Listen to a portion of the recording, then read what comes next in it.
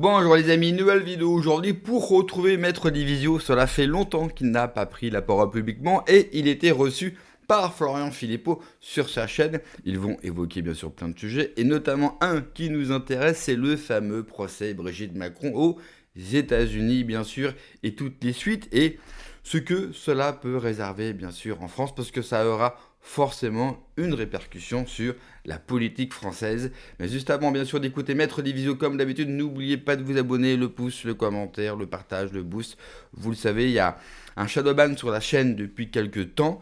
Je ne sais pas quand cela va s'arrêter, donc je compte sur vous pour tous ces petits gestes. Je remercie tous les donateurs, vous êtes vraiment extraordinaires. Je remercie aussi tous ceux qui sont sur Patreon. Vous avez d'ailleurs tous les liens en description sous la vidéo. On regarde l'extrait et on en parle juste après. On a la date, le 12 mai commence l'extravagant procès des Macron aux États-Unis, avec une audience le 12 mai qui portera, je cite ce qui est écrit sur le site du ministère de la Justice du Delaware.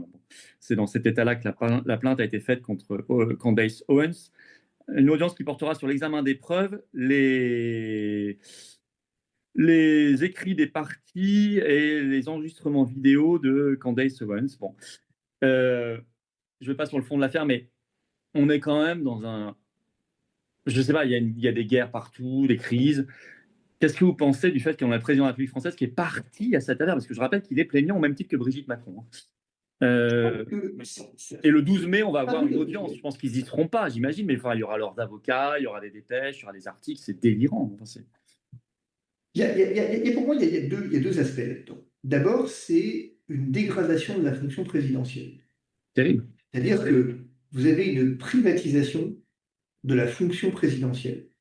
Alors, au-delà du point de savoir qui paye, ils ont dit qu'ils payaient sur leurs données personnelles, et on l'espère en tout cas. C'est beaucoup d'argent quand même.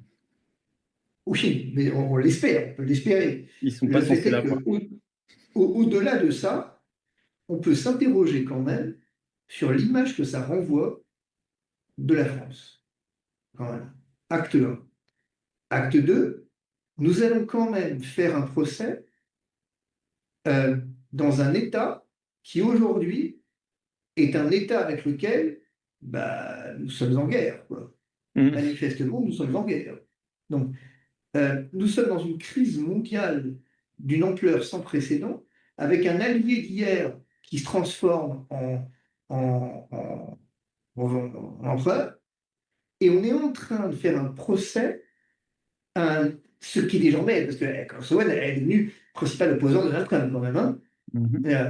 Et donc on vient faire un procès à quelqu'un qui pourrait potentiellement, compte tenu de son influence, être un allié dans cette guerre de communication. C'est à n'y rien comprendre. Et c'est le grand paradoxe macronien, c'est qu'il n'est pas mauvais sur le Moyen-Orient, mais finalement il est plein de paradoxes intérieurs qui font qu'il y a un moment où sa parole n'est même plus crédible au fond. Oui, totalement. C'est grave. Il peut très bien vouloir faire en sorte que, effectivement, au Moyen-Orient, il n'y ait pas de crise générale, pas d'embrasement, pour que notamment il n'y ait pas de crise énergétique trop lourde, mais d'un autre côté, il refuse de lever les sanctions contre la Russie. Enfin, donc il y a un sujet. Et là, effectivement, plein feu contre une opposante à Trump, enfin en tout cas au gouvernement américain, et puis mise en scène de la vie privée mélangée à la vie publique. Enfin, il y a une espèce d'indécence totale. Avec en plus ce scandale de qui paye.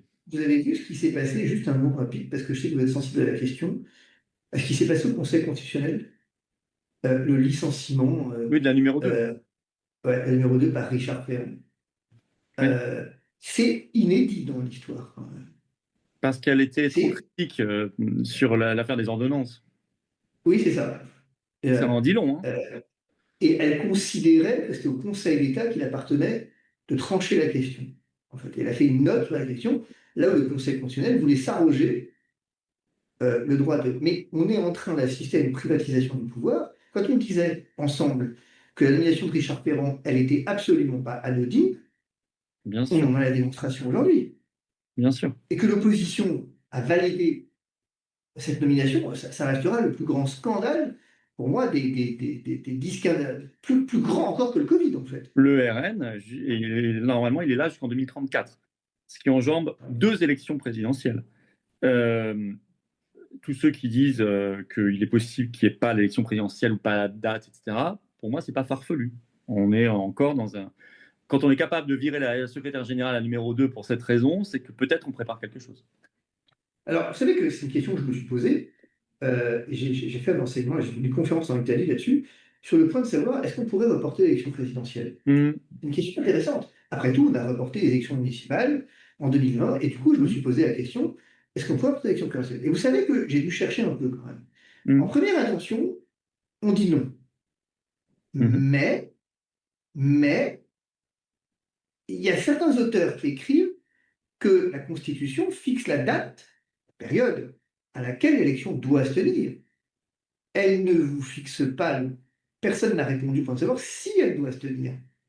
Et si la théorie des circonstances exceptionnelles, telle que validée par le Conseil d'État et l'application donc faite par le Conseil constitutionnel, il n'y avait aucune loi, on n'imaginait pas jusqu'en 2020 qu'on puisse reporter une élection. D'autant Tout à fait. qu'en 2020, ça a posé des problèmes, puisque certains maires ont été élus dès le premier tour. Mmh. Et donc, l'élection reportée au second tour, d'autant que c'était fixé par décret la date après avis du Conseil scientifique. Du coup, certains auteurs ont commencé à s'interroger. Et j'ai découvert que ce n'était pas une question de complotisme, que certains constitutionnalistes commençaient à se demander. Alors, ils ont répondu non, mais non, probablement pas. Non, certainement pas. C'est un peu, on ne veut pas y croire, en fait. Ça paraît pas possible. Mais ils ajoutent on ne sait pas ce que le Conseil constitutionnel dirait en cas de crise majeure qui paralyse les institutions. Et ils prennent un exemple. D'ici demain, un ouragan déferle sur la France, certes peu probable, mais le droit se nourrit de ces hypothèses peu probables. Une épidémie de Covid, finalement. Si demain un ouragan déferle sur la France et que les électeurs ne peuvent pas se rendre aux urnes, est-ce qu'on peut imaginer un report de l'élection?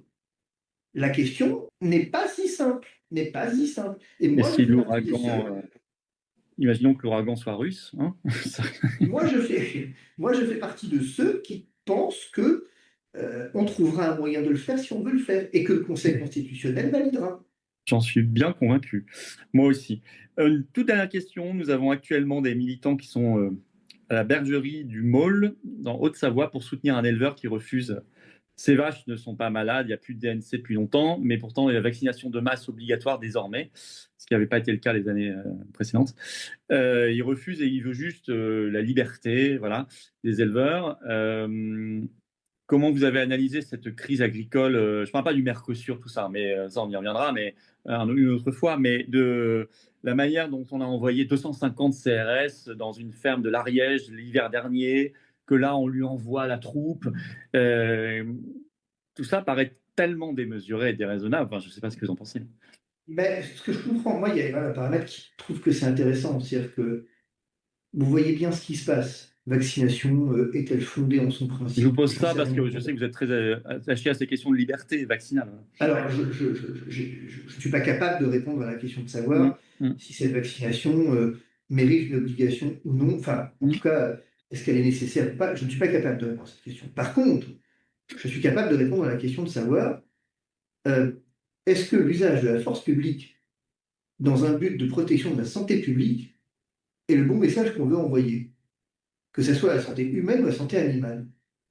Est-ce que finalement les forces de maintien de l'ordre, leur rôle, c'est d'aller au fond euh, faire la chasse, faire le maintien de l'ordre chez les agriculteurs qui ont une particularité, c'est qu'ils sont affamés. Plusieurs points. Le premier sur l'affaire Brigitte Macron. Moi, je suis d'accord avec Florent Philippot. Je ne vois pas comment le couple Macron aura les moyens financiers, bien sûr, de payer un tel procès aux États-Unis. Cela coûte trop cher. Et puis, n'oubliez jamais, le cabinet d'avocats qu'ils ont pris, ça coûte des millions de dollars. Et je ne vois pas comment eux, avec leurs propres deniers, ils pourraient payer.